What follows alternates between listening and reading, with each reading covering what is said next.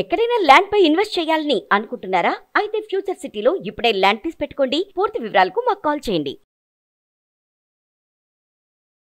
నమస్తే రమగారు. నమస్తే జయ. రమగారు, మనము కార్తీక మాసం సందర్భంగా ద్వాదశ జ్యోతిర్లింగాల గురించి మాట్లాడుకుంటున్నాం. మొదటిగా సోమనాథ ఆలయం మాట్లాడుకున్నాం. రెండవది ఏదండి, ఏం దర్శించుకోవాలి? శ్రీశైలే మల్లికార్జునం. శ్రీశైలంలో ఉన్న మల్లికార్జున స్వామి.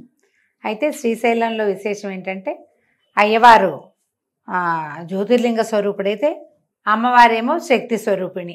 అష్టాదశ శక్తి పీఠాల్లో ఒకరైన భ్రమరాంబిక కూడా ఇక్కడే ఉన్నది. రెండు ప్రత్యేకమైన గాథలుగానే కనిపిస్తాయి. ఈ శ్రీశైలానికి ప్రత్యేకంగా ఏంటంటే శ్రీశైలపు పూర్వగాథ ఏం చెప్పాలి మనం. శిలాదుడు అనేటువంటి ఒక మహర్షి ఎంతో తపస్సు చేసి శివప్రసాదక 2 కుమారులను పొందాడు. 2 కుమారులలో మొదటివాడు నందీశ్వరుడు, రెండోవాడు పర్వతుడు. ఈ కుమారులిద్దరూ కూడా ఎంతో తపస్సు చేసి పరమేశ్వరుడు కోసం నందీశ్వరుడు ప్రమదాధిపత్యాన్ని, ప్రమథగణాలలో మొట్టమొదటి అధిపతిగాను, తర్వాత శివవాహకత్వాన్ని పొందాడు. శివుని శివవాహన సేవని పొందాడు. ఆయన ఎప్పుడు శివుడు ఎక్కడ ఉంటాడు అంటే నందీశ్వరుడే. వాటిని పొందితే పర్వతుడు అనేవాడు తన ఒక పర్వతంగా ఉంటానని, తన మీద భగవంతుడు వెలిసి ఉండాలని అమ్మతో సహా కోరుకున్నాడు. ఆ పర్వతుడే, శిలాదుని కుమారుడైన పర్వతుడే ఈ శ్రీపర్వతంగా చెప్పబడతాడు. తర్వాత అది శ్రీశైలంగా మారి. అయితే శివపార్వతులు ఇద్దరు కుమారులకి వివాహం చేయాలనుకున్నారు, వినాయకుడికి కుమారస్వామికి. అయితే ఎవరికి ముందు వివాహం చేయాలి అనేది ఒక ప్రశ్న వచ్చింది. నాకు ముందు వివాహం, నీకు ముందు వివాహం, ఇలా వాదనలు వచ్చినాయి. భూప్రదక్షిణం చేసి రండి, వివాహం చేసుకుందరు, కానీ ఎవరైనా ఒకసారి యాత్ర చేసి రావాలనేసరికి కుమారస్వామి నెమలనెక్కి వెళ్ళిపోయాడు. ఇలాంటి ఒక కథ చెప్తారు. వెళ్ళిపోయాడు. ఈయన వెళ్ళలేడు. ఈయన ఏం చేశాడు, ఈయనకి పూర్వం తెలుసు, ఒక ఐడియా ఉంది. అదే కదా, అమ్మా నాన్నలకు ప్రదక్షిణం చేస్తే భూప్రదక్షిణ చేసినాడు అంతే. దాంతో వీళ్ళు ఏం చేశారు, గణపతికి సిద్ధి బుద్ధులతోటి వివాహం జరిపించారని. నిజానికి బ్రహ్మచారిగా చెప్పుకుంటాం మనం. ఆయన బ్రహ్మచారి, ఈయన బ్రహ్మచారి, కానీ వీళ్ళకి వివాహాలు ఉన్నట్టు, వీళ్ళతో కొన్ని శక్తులు ఉన్నట్టు చెప్పుకుంటాం. ఆ చెప్పుకున్న గాథల్లో గాథ అన్నమాట ఇది. వివాహం, అన్నగారి వివాహం జరిగిపోయిందని తెలిసేసరికి కుమారస్వామికి కోపం వచ్చింది. ఆయన అలిగి క్రౌంచ పర్వతానికి వెళ్ళిపోయాడు. ఆ వెళ్లే దారిలో ఈ పర్వతం మీద ఆయన ఆగాడట, శ్రీశైలంలో. ఈ కొండ మీద ఆగాడు. ఈ శ్రీగిరి అప్పుడు పర్వతుడు కదా అక్కడ వెలిసి ఉన్నాడు ఆయన.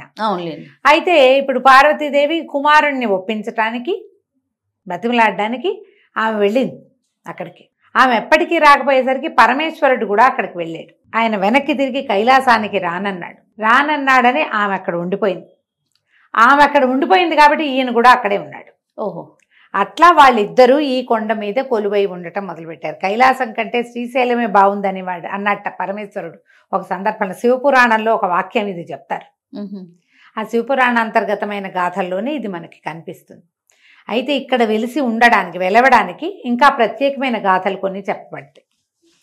అమ్మవారు దీనికి ముందు దేవి భాగవతంలో కథ చెప్తారు. అరుణుడు అనే ఒక రాక్షసుడు తీవ్ర గాయత్రి జపంతో ఎన్నో శక్తులు సంపాదించుకుని అతను ఎవరి వలన మరణం లేకుండా వరం పొందాడు.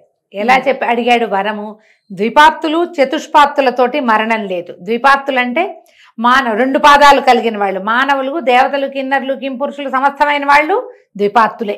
దైవాలందరూ కూడా 2 కాళ్ళు ఉన్న వాళ్ళే, 2 పాదాల వాళ్ళే. చతుష్పాత్తులు అంటే జంతువులు, 4 పాదాలు ఉన్నవి. జంతువుల వల్ల మరణం లేదు, మనుషుల వల్ల లేదు. ఇలా 2 పాదాలున్న ఎవరి వల్ల మరణం లేకుండా వరం పొంది ఉన్నాడు. పొంది ఉండి చాలా తీవ్రంగా ఈ దేవతల్ని వాళ్ళని ఇబ్బంది పెట్టేవాడు.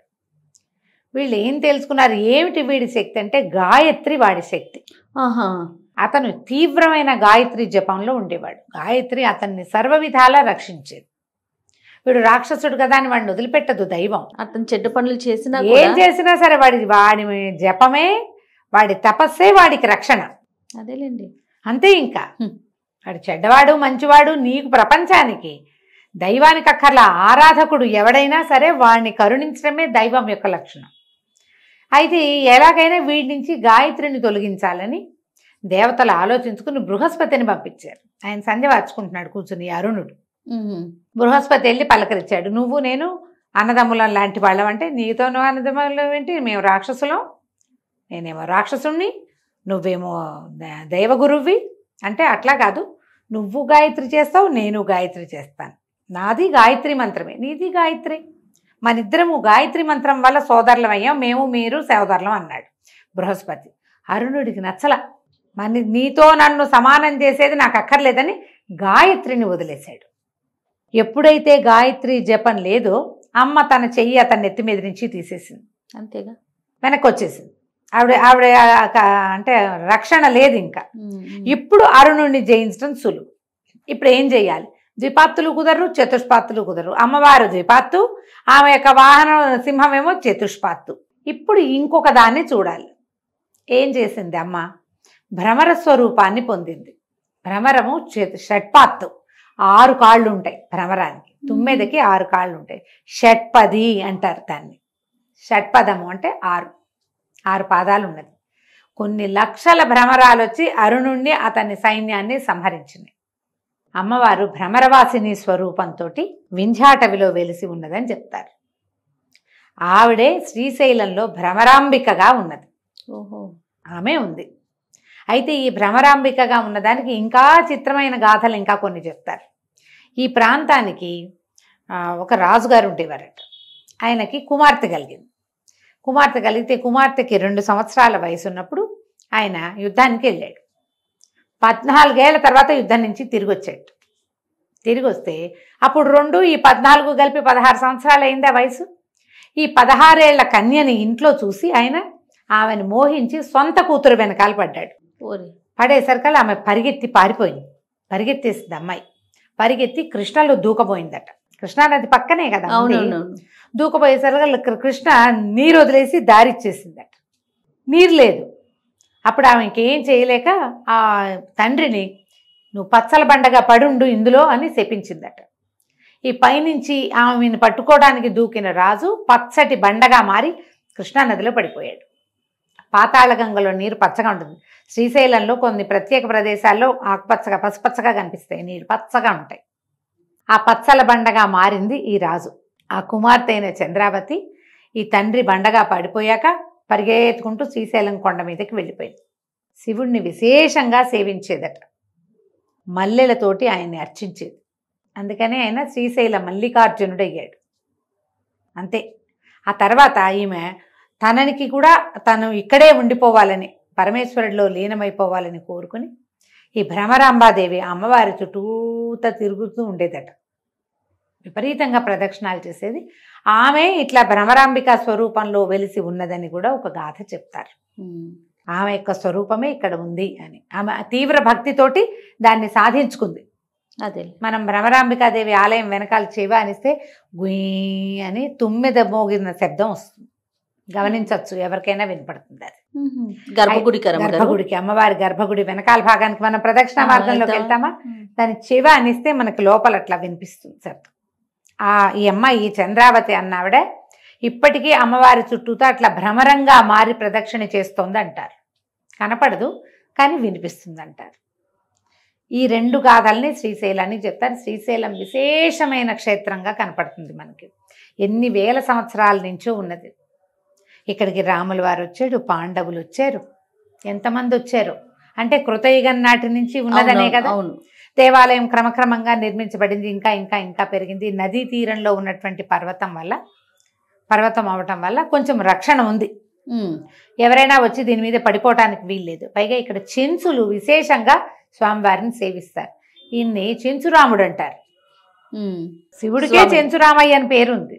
చెంచురామయ్య పేరు వింటామా? అవునండి. పరమేశ్వరుణ్ణే అట్లా అంటారు. వాళ్ళకి పరమ ప్రీతికారుడు అనమాట ఆయన. శ్రీశైల మల్లన్న అంటారు, మల్లికార్జునుడు కదా. అయితే మనకి శ్రీశైలంలో ప్రత్యేకత ఏంటంటే ఒక పక్కన కృష్ణానది, ఇది మన సాక్షి గణపతి, తర్వాత ఏమో శ్రీశైల శిఖరాన్ని చూసిన వాళ్ళకి పునర్జన్మ ఉండదు. ఆ కోరిక ఈ పర్వతుడనే శిలాద కుమారుడే కోరుకున్నాడు. నా శిఖరాన్ని చూసిన వాళ్ళు వారికి పునర్జన్మ లేకుండా వరమేమని పరమేశ్వరుని అడిగాడు.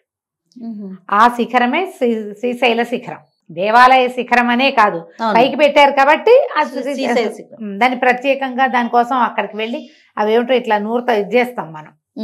ఓసారి తిప్పి అప్పుడు చూడమంటారు. అవును. చాలా కొద్ది మందికి కనిపిస్తుంది జయ, తక్కువ మంది చూస్తారు. అందరూ పైకెక్కి చూస్తాం కానీ ఎవరికే కనపడేది కనిపించిందంటాం. ఏం కనపడదు పెట్టదు, ఎవరో అదృష్టవంతులకి. అక్కడి నుంచి పాలధార, పంచదార అని ఇవి పంచధారలు, అవును 5 ధారలుగా వచ్చేటువంటి జలపాతాలు. తర్వాత ఏమో పాతాళ గంగ. ఆ పాతాళ గంగలోనే ఈ పచ్చల బండగా పడున్నాడు ఆ రాజు అని చెప్తారు. పాతాళ గంగలో నీళ్ళు ఇట్లాగే ఉంటాయి.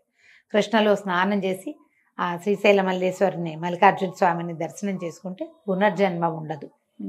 విశాలమైన దేవాలయం, ఎంత పెద్ద దేవాలయం. అవును, శ్రీశైలం అద్భుతంగా వెళ్ళే మార్గమే అత్యద్భుతం. అవును.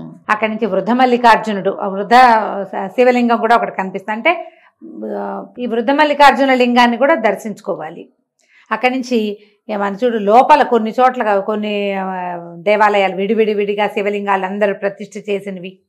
ఇంద్రుడు ఇంద్ర ప్రతిష్టని, వరుణ ప్రతిష్టని వరుసగా ప్రతిష్ఠ చేసిన శివలింగాలు కనిపిస్తాయి. ఇక్కడ నుంచి మెట్లు పైకి ఎక్కి వెళ్తే అమ్మవారు నవరాంబికా స్వరూపంలో దర్శనమిస్తుంది. శక్తిపీఠంలో అమ్మవారు శక్తిపీఠం, శక్తి స్వరూపిణిగాను, అయ్యవారితో పాటు వచ్చి కూడా అక్కడ ఉన్నట్టుగాను, రెండుగాను మనకి తెలుస్తూ ఉంటుంది. అది ఇది కూడా భ్రమరాంబికను చూడడం అంటే అబ్బో ఎంత విశేషమైన స్వరూపమో. పైకి ఎక్కి వెళ్తుంటేనే ఒక సంతోషం కలుగుతుంది. దేవాలయంలో ఎన్ని గంటలున్నా శ్రీశైలంలో విసుగనిపించదు, వెళ్ళిపోదాం అనిపించదు. అవును. మళ్ళీ కిందకు వస్తే మళ్ళీ ఇదివరకంటే కొంచెం ఇంకాస్త వెసులుబాటుగా చూసేవాళ్ళం అనుకుంటా. ఇప్పుడు ఒక రవ ఏమైంది, కొంచెం ప్రోటోకాల్స్ అవి పెరిగిన తర్వాత మనం ఒక లైన్లో వస్తామా, మళ్ళీ వెనక్కి రానివ్వరు, బయటికి వెళ్ళిపోవాలి. అమ్మవారి వెనక నుంచి బయటకు వచ్చేస్తాం. మళ్ళీ వెళ్ళాలంటే ఇదంతా తిరిగి మళ్ళీ మొదలు పెట్టాలి. అవును కదా. ఇది వరకు ఎప్పుడో 30 ఏళ్ళ నాడు అమ్మవారిని చూసి మళ్ళీ వచ్చి అయ్యవారి కిందకు వచ్చేసి శివలింగాలన్నీ చూసుకుని మళ్ళీ అయ్యవారి దర్శనానికి వెళ్ళేదాన్ని నేను 3-4 సార్లు చేసే. అట్లా ఈ మధ్య వెళ్ళినప్పుడు ఎప్పుడు అట్లా కుదరల. పైగా మంచి రష్ కాలం, ఈ పండగల రోజుల్లో వెళ్తే పిచ్చి వెర్రి ఎత్తిపోతుంది జనం చాలా. మనకి శ్రీశైలంలోకి అడుగు పెడుతుంటేనే మనకు సాక్షి గణపతి కనిపిస్తాడు. ఆయన కనిపించాలని, లేకపోతే మనం వచ్చినట్టు సాక్ష్యం ఉండదని అంటారు. ఇటు వచ్చి వీళ్ళిద్దరిని చూసిన తర్వాత చాలా మంది వెళ్ళేది ఏంటంటే ఇష్టకామేశ్వరి. అవును, ఆమెను కూడా చూసొస్తారు. మేము మొదటిసారి వెళ్ళాలా, రెండోసారి మేము వెళ్ళినప్పుడు కోవిడ్ పాండమిక్ తర్వాత వెళ్ళాము. అప్పటికి వెళ్ళనివ్వటల్లా, అక్కడ దాకా వెళ్ళి తిరిగి వచ్చేసాం. వెళ్ళి చూడలేదు. ఈసారి అయినా వెళ్ళాలి. ఒక్క శ్రీశైలంలో అయ్యవారిని మాత్రమే చూసొస్తాం అనుకోకుండా, అయ్యవారి అమ్మవారిని చూస్తాం అనుకోకుండా, దేవాలయం అంతా చక్క ప్రదక్షిణ మార్గంలో ఉన్నటువంటి అన్ని శివలింగాలకి, యమలింగము, బోలెడు లింగాలు కనిపిస్తాయి. అవునండి. అందరికీ ఒక్కొక్క నమస్కారం చేసుకుని ప్రత్యక్షంగా నిలబడి పరిగెత్తుకు రాకూడదు జయ. ఆలయాలకు వెళ్ళినప్పుడు పరిగెత్తుకు వచ్చేసేయకూడదు, ఫ్లయింగ్ విజిట్ లాగా చేయకూడదు. తాపీగా వెళ్తే మనం ఆ లోపల ఉన్న ఆ పాజిటివ్ ఎనర్జీని తీసుకోగలుగుతాం. కరెక్ట్. శ్రీశైలం గురించి మన ప్రాంతం వాళ్ళందరికీ తెలిసిందే, కొంచెం బయట ఉండే వాళ్ళకి తెలీదు. కాస్త తెలుసుకొని ఇంకొంచెం బాగా ఒక్కొక్కటి నిదానంగా చూసుకుంటూ వెళ్తే ఎక్సలెంట్గా ఉంటుంది. ఈ ప్రత్యేకమైన దర్శనంలో కనిపించేటువంటి శ్రీశైలంలో ఉన్న అయ్యవారిని, అమ్మవారిని కూడా విశేషంగా సేవించి కార్తీకంలో మంచి మాటలు విన్నాం. ఎప్పుడు కుదిరితే అప్పుడు సరైన దర్శనంతో బయటికి రండి దేవాలయంలో ఇచ్చి. తప్పకుండా రమ్మగారు. నమస్తే. నమస్తే జయ.